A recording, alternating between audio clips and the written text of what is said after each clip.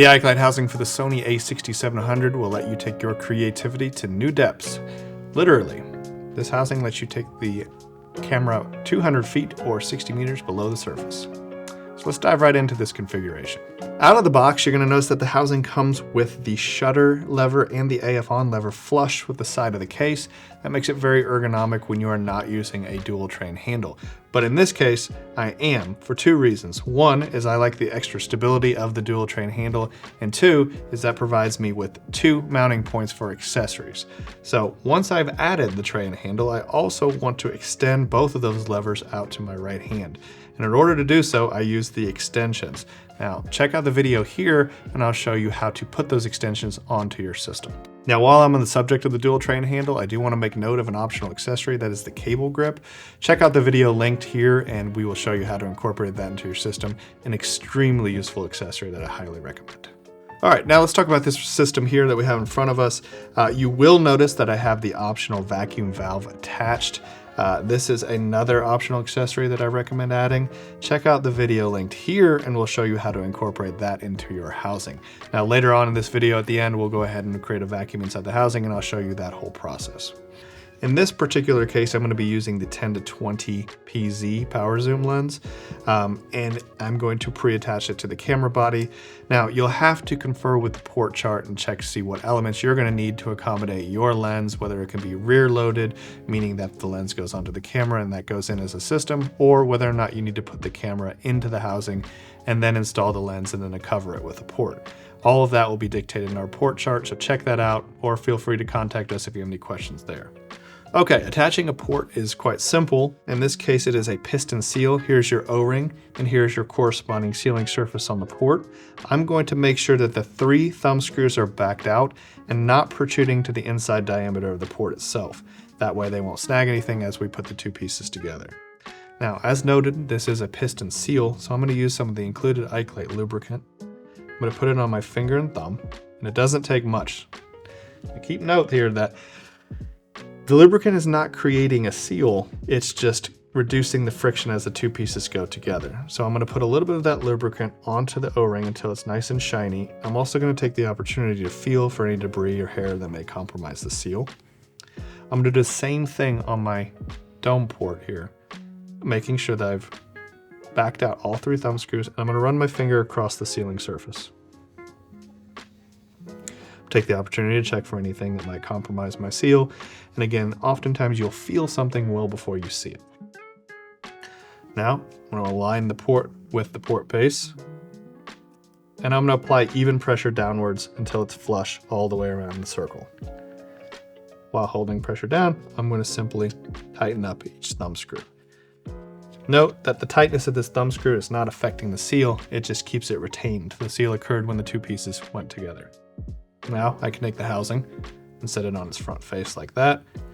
And I can release the locking mechanism of the lid snap, and I'll do that on each side. To do so, lift up on the lever so that it faces the back, and that'll allow you to lift the lid snap. Lift those up and over the hooks that are on the back, and that'll allow you to remove the back, which we can set down in preparation to put the camera in. Taking a look inside the housing, we have direct drive controls. You'll notice a new design knob system that allows you to access and get a tactile feel on the knob, and if you're wearing thick gloves in a cold water environment, it gives you a lot more grip to turn the direct drive dials. A manual hot shoe, which is ground and trigger only for triggering strobes electronically through the bulkhead. And we have a camera mount. This camera mount gets attached to your camera. So let's go ahead and attach that to your camera now. This camera mount has a 1/4-20 screw in the bottom, and that of course corresponds to the 1/4-20 female threaded hole in the bottom of your camera. It has an anti-rotation wall on the back, and that's going to butt up against the LCD screen that you have on the camera. Now we're going to line up the screw with the camera, and using a flat-headed screwdriver, we're going to tighten that down. Now I recommend using a screwdriver because you want to make sure it's nice and snug. Any translation of movement between this camera mount and the camera will translate to misalignment in controls. While we're here looking at this, I do want to note that the camera mount has a 1/4 20 female threaded hole in the bottom of it in the event that you want to basically leave this on your camera indefinitely and allowing you to attach it to a tripod topside. As mentioned before, I'm going to use the 10 to 20 power zoom lens. In my configuration, I am going to use the power zoom function of this lens to zoom it while it's in the housing.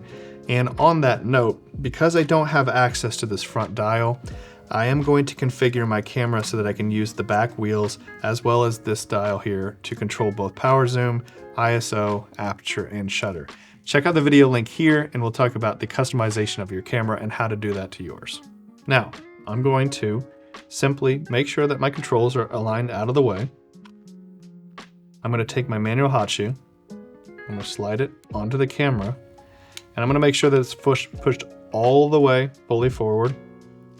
And I'm simply going to line up the camera mount with the base inside the housing. Drop that down into place.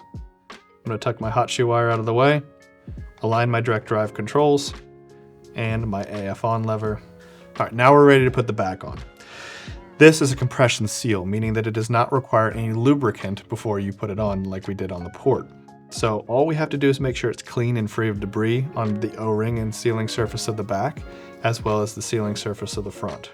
So to do that, all we do is simply align the back onto the front, drop it down into place just like we took it off, and reverse the order of operations by lifting the lid snaps over the hooks of the back and applying downward pressure simultaneously until both of them lock into place. Take the opportunity to check that they are both locked and they are not going to open accidentally. One of the biggest benefits of this housing is this clear back. Once we push those lid hooks down and lock them into place, you'll notice the compression of that O-ring all the way around. So not only do we have a visual inspection of that O-ring, we also have a visual of our camera itself. As mentioned before, I'm going to create a vacuum inside the housing using the optional vacuum valve in this pump. So in order to do that, simply push the button on the side of the valve, and that will release the cap. Now we can insert the barb from the pump, and we're going to pump the housing hand pump until we get to create a vacuum inside the housing. Now, the number that you choose is not what's critical. What is critical is that this needle is not moving. If the needle is moving, that means air is getting back into the housing. And if you can get air into the housing, that means water will get into the housing.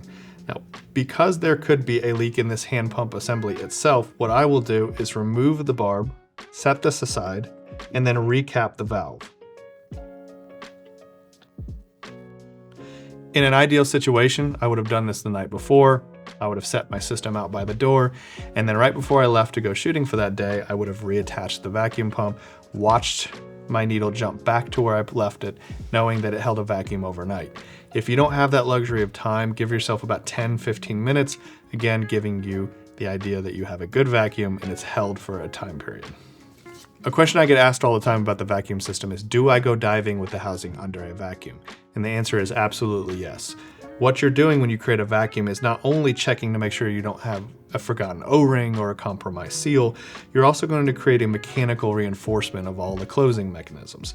Once this housing is under a vacuum, you won't be able to remove the port, you won't be able to remove the back. This makes it extremely useful, especially if you find yourself in rough water. Now, on that note, because you won't be able to remove the back and you won't be able to remove the port while it's under a vacuum, here's how you release the vacuum. You can do it one of two ways. You can use the hand pump by reinserting it into the valve and then using the button to release the vacuum. Or if you find yourself in a scenario where you don't have access to this pump, you can simply insert something like a pencil into the valve and push the button inside the valve to release the vacuum. So to do so, remove the cap, reinsert the barb, and release the vacuum.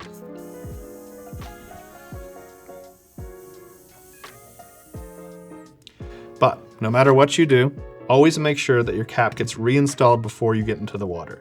This one-way valve is spring-loaded, but if you get to a certain depth, it will overcome the power of that spring and let water in. So make sure it's always capped. I did mention that the housing comes equipped with an electrical bulkhead and a manual hot shoe.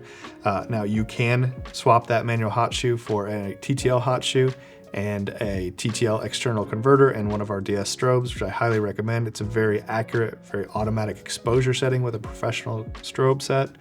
Or what you can do is you can remove this electrical bulkhead and replace it with a manual fiber optic transmitter for triggering a fiber optic strobe. Now I'll link to the video here so you can see how to replace this electrical bulkhead with that manual converter. That's basically it. If you have any questions about anything you've seen in this video, please shoot us an email to ikelite@ikelite.com. We're here and happy to help.